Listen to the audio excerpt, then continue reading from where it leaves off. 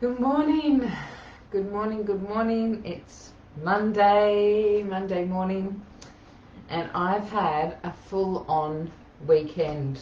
I've just finished a 4-day training online, and um, so I slept in.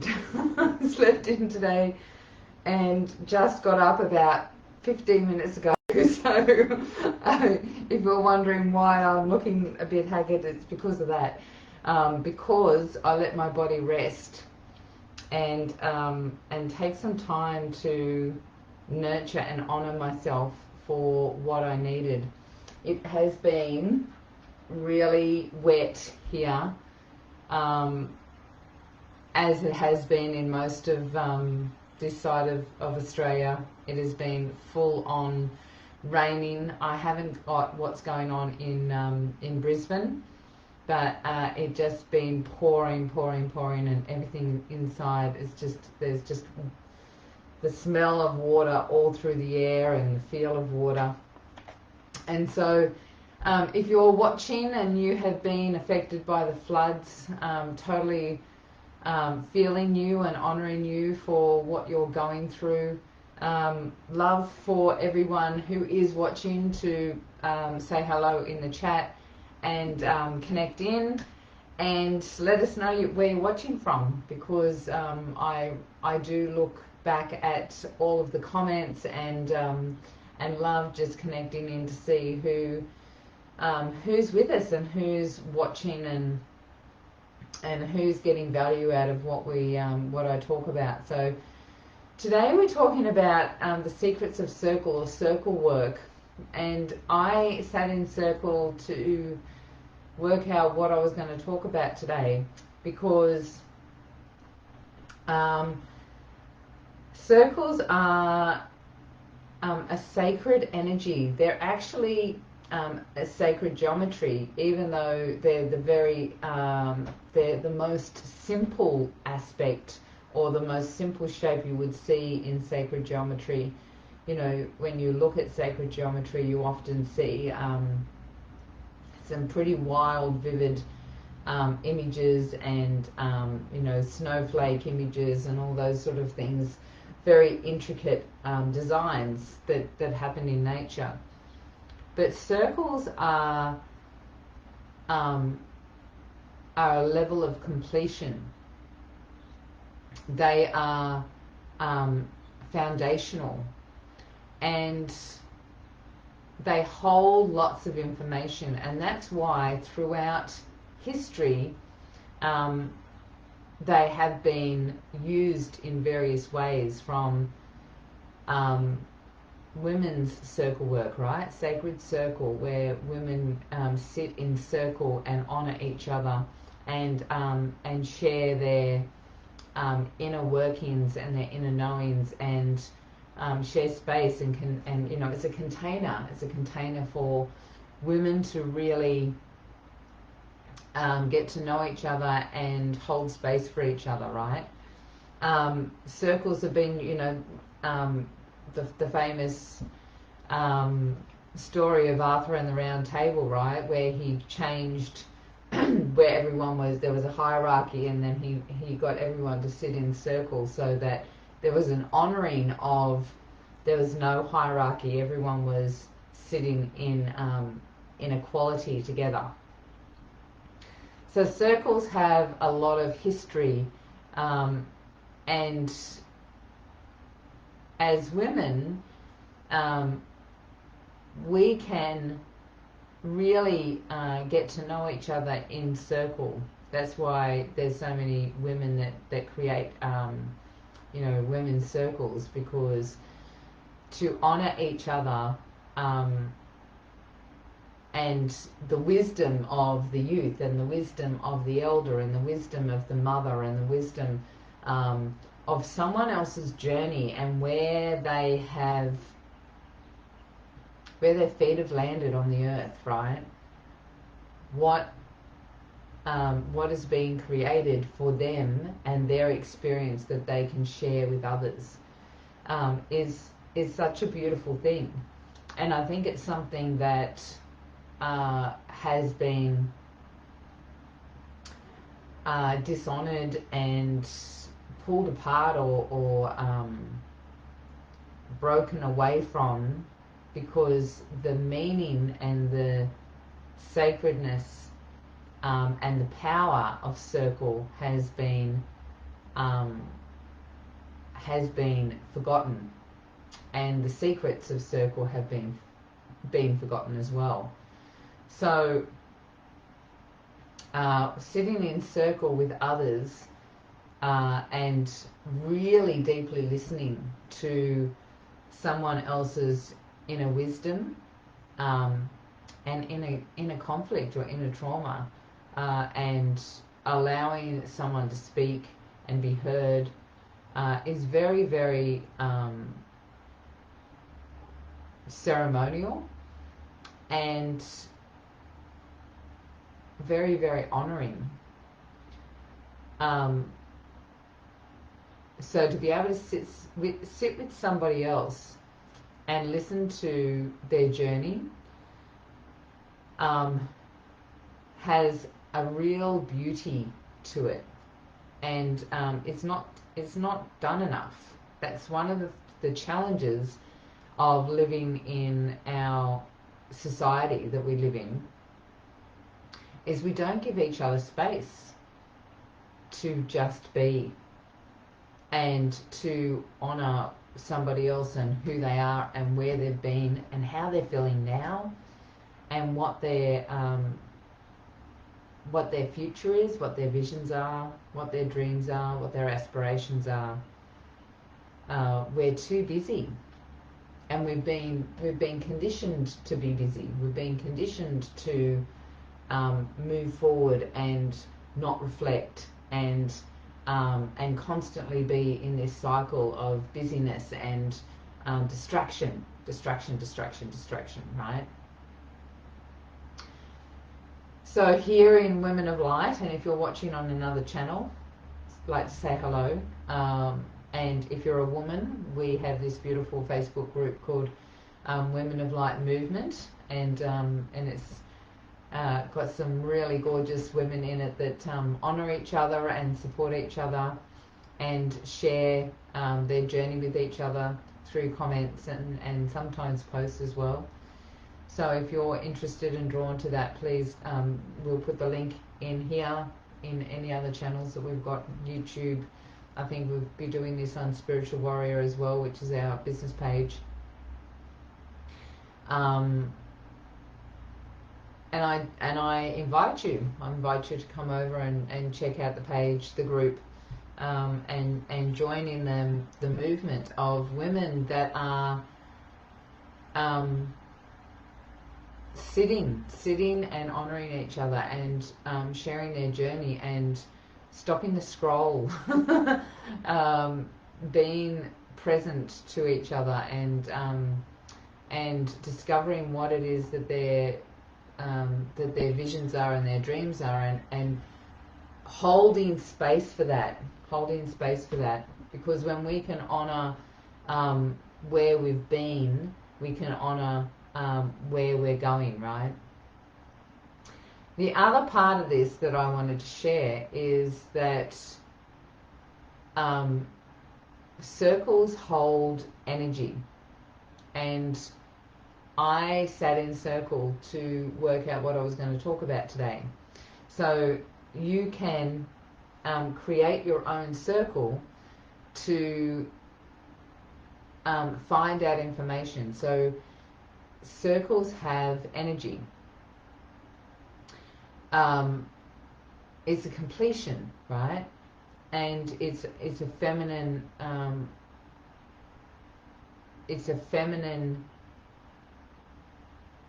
symbol, really.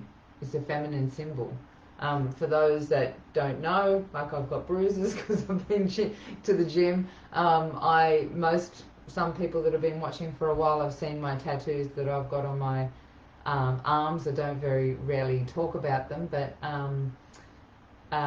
they're a symbol for me. They're a symbol of the highest aspect of women, and and women's wisdom and femininity and you know, the high priestess and the goddess energy that's really required here on the planet at the moment. It's a reminder of what I'm here to do, and what we're all here to do is to speak our truth and to honor our anger at what's going on and what's happening to our children and what's happening to our communities and what's happening to our world and our environment. So sitting in circle is a really beautiful way to be present to that. What is really happening for me in my higher aspect, in my highest being, and what's actually happening instead of what's happening from my conditioned patterns, from my subconscious dysfunction, where I'm trying to justify myself or my or try and get validation from others through my own trauma, right? Because 90% I'm making that statistic up that there is a huge amount of the time that we're in our subconscious and we're in our trauma patterns and we're trying to get validation from others, and we're in that judgmental stage where we're making something good or bad, you know. As some of you may remember, or you know, if you've been watching me for a while, the powerless stage, right, where you're in duality. There's either a right or wrong, or a good or bad, a hot, you know, hot or cold. Something is, you're assessing against something else, right? And when we can take the bad out of a situation and just see it as information, that is when we're in our higher aspect. That's when we're in our, this is, I can taste the air at the moment. I've got the fan on to try and dry everything out. When we can be in our higher aspect, that's when we're going to make a difference on in the planet, right? When we can, and that doesn't mean that you can't be righteously angry about what's going on. There's a difference between moving into what it is, you know, like you can be angry about something and still be centered and still be you know, I just, in my 4-day course that I just did, my mentor was telling us that about a samurai warrior, and the samurai warrior had a dispute, or something had gone on between him and another warrior, right? So he was going to go and kill him. So he walks into his house with his sword, and he's just about to chop his head off. And the other warrior that he was going to kill spits on him. And the warrior stops and he walks out. And I ask you to question, why did he walk out? Why did he walk out and he didn't kill him? So we all contemplated that for a while, and he said because he was angry. He was angry and he was in his dysfunction, and so he went back out. And when the anger was gone and he was back in grace, he went back and he killed him. So when you're in your state of balance, you know, Jesus said, love your enemy, but he didn't say you can't take him to war, you can't kill him, you can't be angry at him, right? You can love someone and still be you know, annoyed at their behavior. Anyone that's a mother knows that. And so when you're in circle, when you're sitting in circle, you're really sitting in that space of your higher power, your connection to that divine wisdom, your higher being, your inner goddess, whatever it might be, your inner warrior, for those men that are watching, and women. We've, you know, our inner warrior as well. As everyone knows, Elizabeth Elenor, the spiritual warrior, because I'm here to create that space, you know, to shine the light on the fact that we can be righteously angry about things and take action. We can be lovingly kind and unconditional. We're making a movement where we're being bold and shining the light on the darkness that's happening in the world, to bring more peace and harmony and love and divine wisdom back onto the planet, right? And that's what you get from being in circle. You can really hold that space and honor what's coming up for you, what is in your in your higher design for you, your destiny. What is your true nature? What is your purpose here? What are you here to really create? Do you think that you came here to work 9 to 5, to drink coffee 5 times a day, to have aches and pains in your body, to be traumatized by the next door neighbor, to be witness to crimes that are going on all over the world, and to sit there and just think that you've got no power? You know, do you think that you're here to be melancholic? Do you truly believe that that's what you came here for your spirit to be ho-hum about what's happening, and not be creative, and not be powerful, and not be destined for a huge, amazing, exhilarating journey that I think we're here to live a beautiful life. I pulled a card yesterday from my little card box, and it was vision. I'm just playing with it, and I thought I'll read it out. What do you think you create? What you think you create, what you feel you attract, what you imagine you become. So I invite you to sit in circle and ask yourself, what am I here for? Why am I here? What's my vision for my world, for the world, for others, to support others, mainly for myself? What am I here for? What am I destined to live? Am I here for great things? Because you are. We all are. So that's me. I also made a decision in circle that it didn't have to be 30 minutes for pause. I don't know where those conditions came from, somewhere in the ethers. One of my egoic patterns is that there's a way to be, there's a way things have to be. I get caught up in it's got to be a certain way. And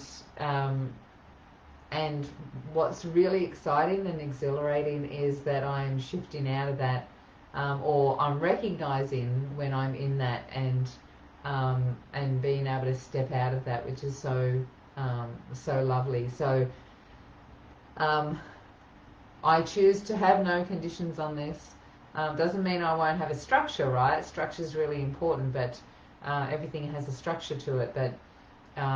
But the conditions are no longer present for me. I'm going to be undefined by those conditions.